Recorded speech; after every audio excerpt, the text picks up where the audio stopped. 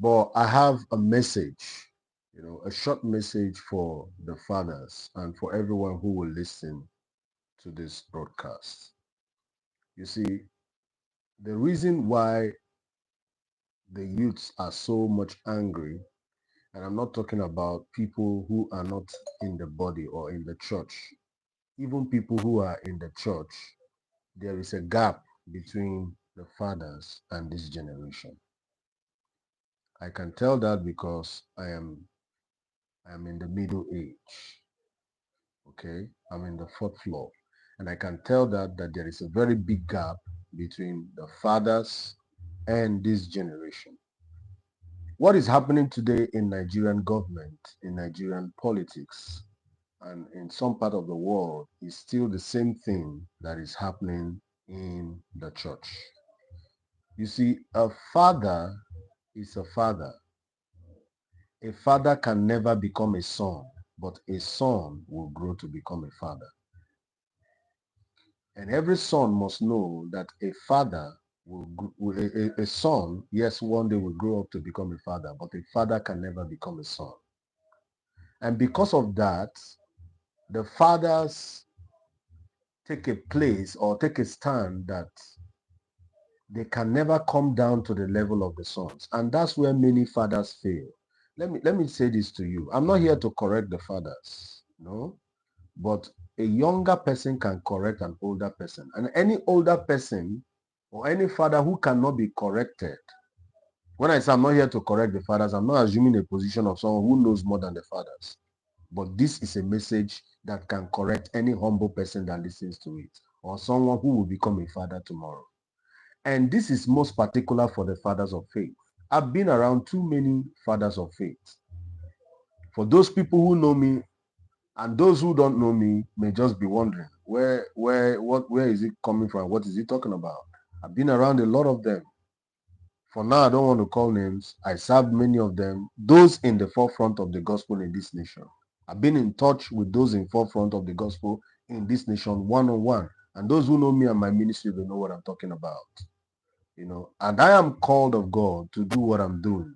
I am a preacher. I am a singer of the gospel. I sing the gospel. I preach the gospel in words, in songs, and in write-ups or in writing.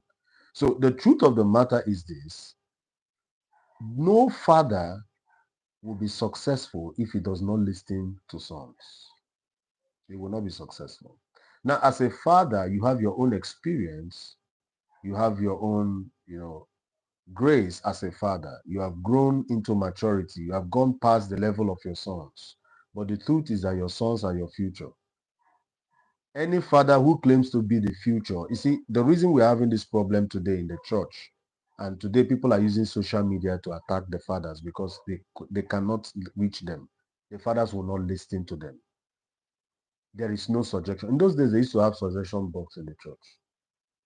So people can now only speak out from the internet. You see the problem? These are things that they may sound very simple, but these are the real problems, and these are the things I want to point out. We used to have suggestion box where people would air their views and watch out if those views will be implemented. Although not all the views will be implemented. Like here, when you come to social media, you see some people just wake up. When they see anything, they will just comment. As long as you're not popular, you're not making sense. As long as you're not popular, you're not the right man. Even if somebody is leaking shit now and he's dashing money on the road, he's spending money and he's having plenty cars, people will follow that person. That's the truth. A lot of people will follow that person. So the problem is this: fathers should try to listen to their sons. And one thing about a successful father is that he doesn't provoke his children. Children, obey your parents in the Lord. That's the word. But parents, do not provoke your children to what? To anger. Because when you provoke your children to anger, what you face is disaster. The disaster of many pastors. I'm not talking about a false prophecy. Anywhere you have false or fake, you have original. The problem with these folks online is that they have classified everybody to be fake because of their anger. Everybody is not fake. Are you getting the point? Everybody is not fake. Please get it into your head. All pastors cannot be stage managing miracle. It's not true. It's not possible. Are you saying that God is dead and the power of God is dead? No, there are pastors who still have the presence and power of God, demonstrating the power of God. There are still pastors who are preaching the gospel and they are successful. You see, frustration is when, because you are not successful, you have tried something, it didn't work, and you're angry with those who are doing it and it's working. That's frustration. And because you tried it yesterday, it didn't work, does not mean you may not try it tomorrow and it will work. So the problem is fathers must listen to sons. Fathers have a lot of wrong ideologies. I pray this message gets to them. And I pray messages like this will get to them. Messages that have meaning. How can a father say that because you do not have a cathedral and because you do not have fleet of cars, you are not an apostle, you are not a prophet? Where are we getting this thing from? You see why the young preachers are frustrated. You are frustrating the young ones. How old was David when God selected him as king of Israel? Were there no fathers in Israel at that time? Were there no elders at the gate? Were there no people that were doing the will of God in the time of David? The Bible didn't tell us so. So we see, we the brainwashing is what is hurting the youths. The brainwashing is painful. That's why you see a lot of reaction, and there'll be more reactions because these people feel like when you have gotten to the top, because you're a father, others should not come up. That's what they did in Nigerian politics. That's why we have the country where we are today. Old men, grandfathers still ruling us and don't want anybody to rise. And if we will rise, you must be their children. You must be loyal to the core, that you must swear an oath. You must be loyal until they expire, until they die. And they don't even want to die before you can come up. You see where the problem is? You are not an apostle. You are not a prophet. Those are big titles for people who have achievement. Where is it written in the Bible? Where is it written that you have to be old? You have to have gray hair before you can be an apostle. You have to have 20,000 members, 30,000 capacity, and fleet of cars before you can be an apostle.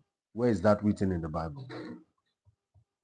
If the Church of Nigeria were to be in the days of David, David should not be king. Our fathers are like the elder brothers of David. No. Who was rebuking him for coming to the battlefront to even bring food. He was not even coming to. They said they now accuse him that he has come to spy the battle. They don't believe in the young ones. So you see, the problem here is, and when I say believe in the young, I'm not talking about training people to serve under your ministry, denominationalism. I will go to that another day. I'm talking about raising men selflessly, raising leaders, and allowing them to become. You understand? Teaching them and align them, because they are your future. The young people are your future. How can you be a father? Your future is the young ones. So you must raise them to become.